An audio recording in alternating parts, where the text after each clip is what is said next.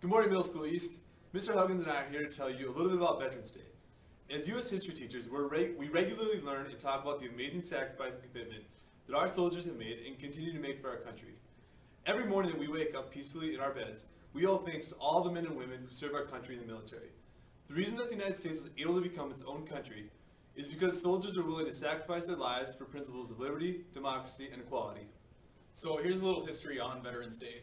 A year after World War I ended in 1919, President Woodrow Wilson declared November 11th as a day of remembrance for the heroism and honor our soldiers showed in World War I. Originally, this day was the anniversary of Armistice Day, which is just a fancy word for peace. In 1938, Armistice Day became a legal holiday, which means the government shuts down for the day to honor our veterans. In 1954, after World War II, President Dwight D. Eisenhower and Congress passed a law changing the name from Armistice Day to Veterans Day. Since then, every November 11th is Veterans Day. The wall.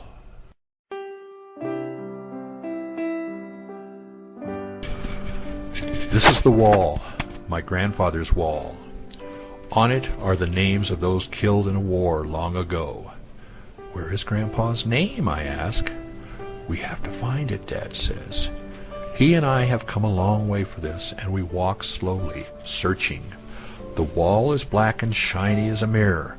In it I can see Dad and me. I can see the bare trees behind us and the dark flying clouds.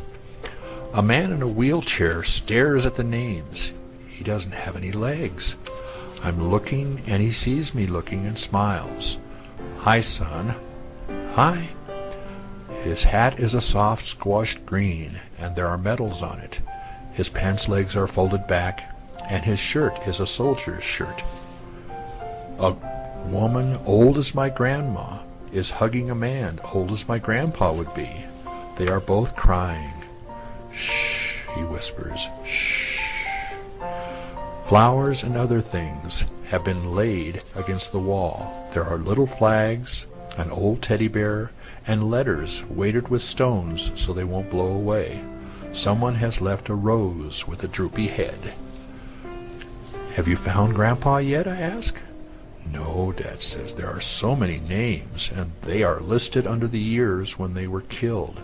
I found 1967. That's when my grandpa died. Dad runs his fingers along the rows of print, and I do too. The letters march side by side like rows of soldiers. They're nice and even. It's better printing than I can do. The wall is warm. Dad is searching and searching.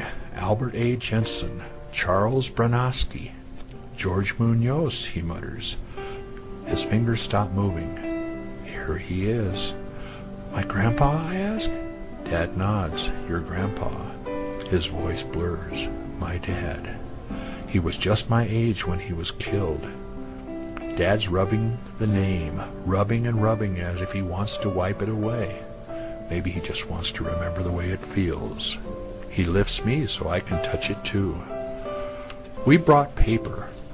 Dad puts it over the letters and rubs it on with a pencil so the paper goes dark and the letters show up white. You've got parts of other guys' names on there too, I tell him. Dad looks at the paper. Your grandpa won't mind. They were probably friends of his anyway, I say. Dad nods. Maybe so. A man and a boy walk past. Can we go to the river now, Grandpa? The boy asks. Yes. The man takes the boy's hand, but button your jacket, it's cold. My dad stands very still with his head bent. A bunch of big girls in school uniforms come down the path. Their teacher is with them. They are all carrying more of those little flags. Is this the wall for the dead soldiers, Miss Gerber? One of them asks in a loud voice.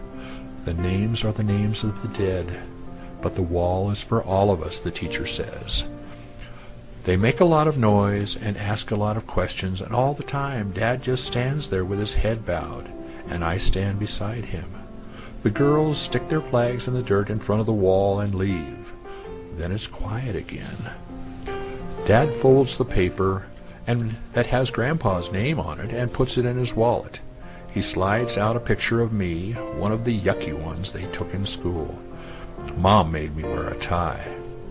Dad puts the picture on the grass below Grandpa's name. It blows away. I get it and put it back and pile some little stones on top. My face smiles up at me from under the stones. Grandpa won't know who I am, I tell Dad. I think he will, my dad says. I move closer to him. It's sad here. He puts his hand on my shoulder, I know, but it's a place of honor. I'm proud that your grandfather's name is on this wall. I am too. I am. But I'd rather have my grandpa here, taking me to the river, telling me to button my jacket because it's cold. I'd rather have him here. The Vietnam Veterans Memorial honors the men and women of the Armed Forces of the United States who served in the Vietnam War. On it are listed the names of those who gave their lives and those missing in action. The memorial is located in Washington, D.C. On the long black wall are more than 58,000 names.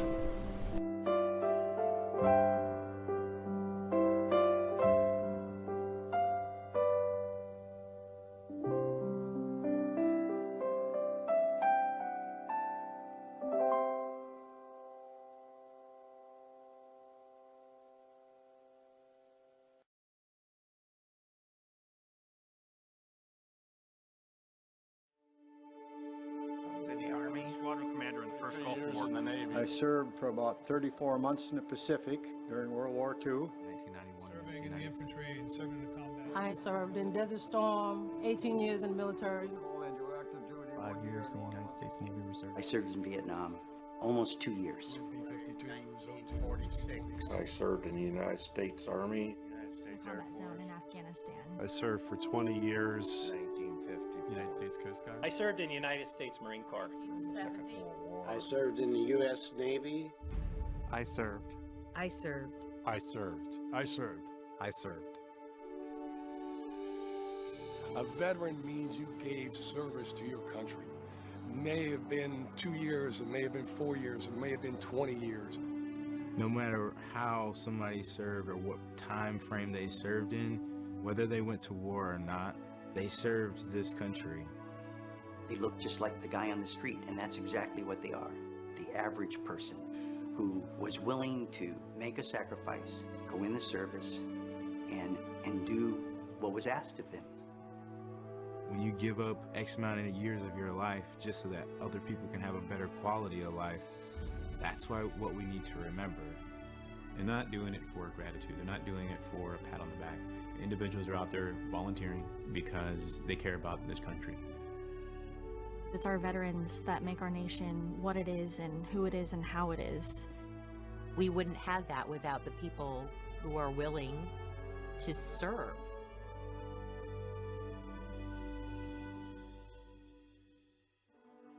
Take a moment to recognize that ordinary person who, out of their own life, took some time to do something else for their country.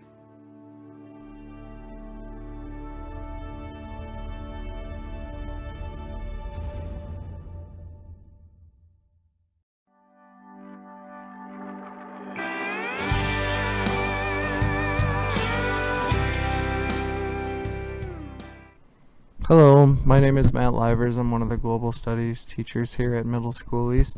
I just wanted to take a couple seconds to talk to you about my military experience. I served in the United States Navy from 2004 to 2008 active duty and 2008 to 2012 inactive duty. I was stationed on board the Dwight D. Eisenhower, which is an aircraft carrier. While I was working on that aircraft carrier, I worked in Weapons Department. Weapons Department had me working all over the ship, anywhere from security detail to weapons assembly or other functions that needed to happen to make sure the ship sailed smoothly. While I was on the Dwight D. Eisenhower, I was able to successfully complete one tour in active duty to Iraq, Afghanistan, and Somalia. One thing that I want you guys to think about for this Veterans Day is all the people that have volunteered their time to support the country that you guys love. Make sure you take a couple seconds out of your day to support the veterans and to say thank you. Have a wonderful afternoon.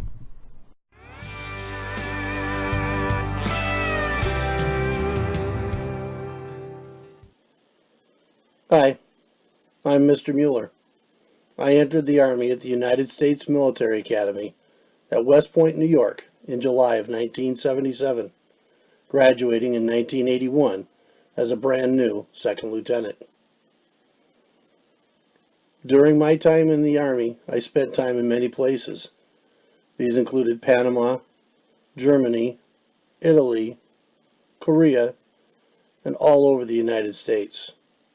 I retired from the Army in June of 2001. Every year, Veterans Day reminds me of all those who have served our great country, many of them giving their lives in order to preserve our freedom and way of life. I am grateful for each and every one of them. My final picture shows a recent reunion picture with just a few of my classmates who I am proud to have served with.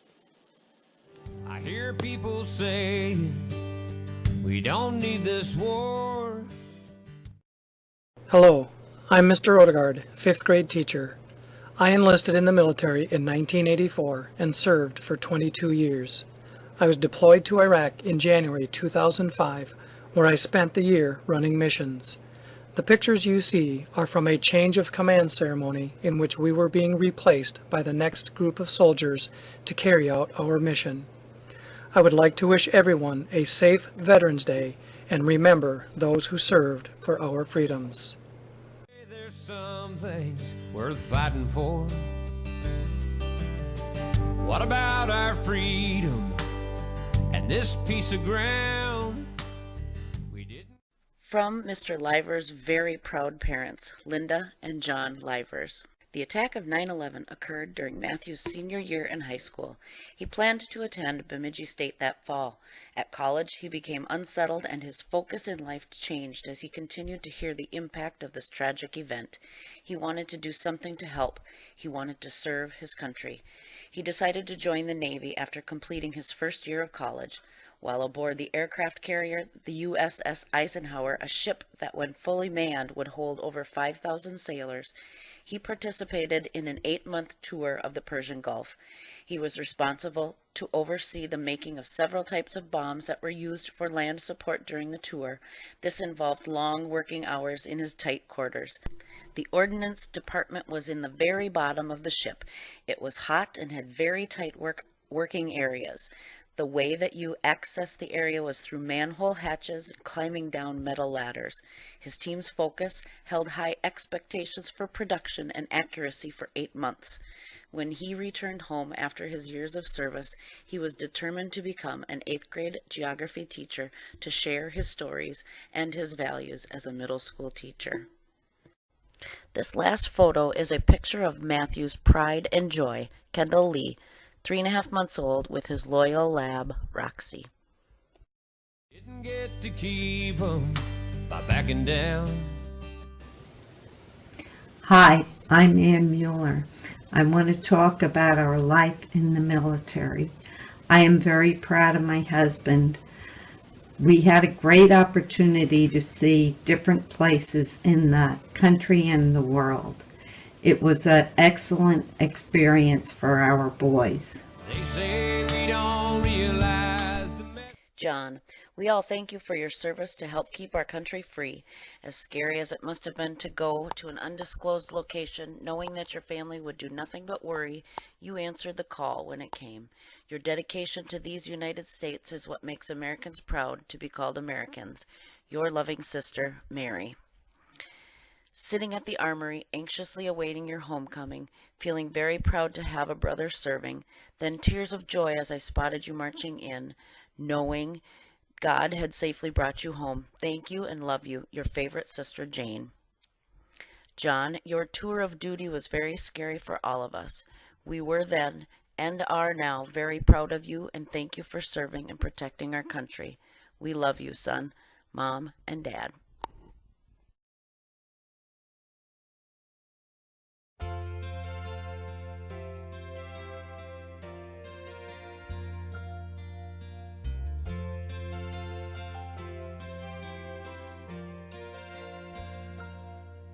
If tomorrow all the things were gone I'd worked for all my life, and I had to start again with just my children and my wife. I thank my lucky stars to be living here today, 'cause the flag still stands for freedom, and they can't take that away. And I'm proud to be an American, where at least I know I'm free. And I won't forget the men who died, who gave that right to me. And I gladly stand up next to you and defend her still today, 'cause there ain't no doubt I love this land. God bless the USA.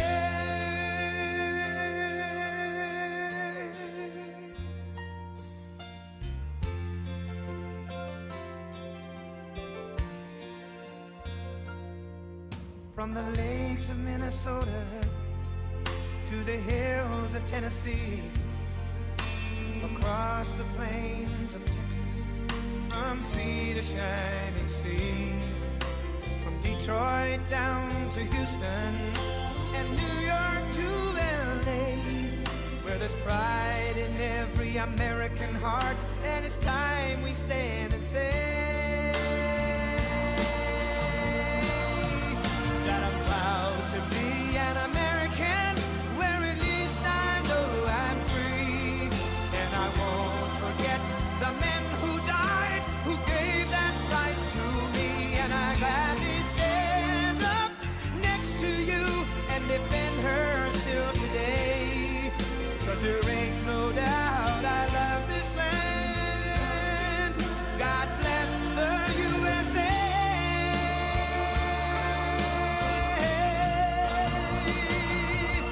And I'm proud to be an American, where at least I know I'm free. And I won't forget the men who died, who gave that right to me. And I gladly stand up next to you and defend her still today, 'cause there ain't no doubt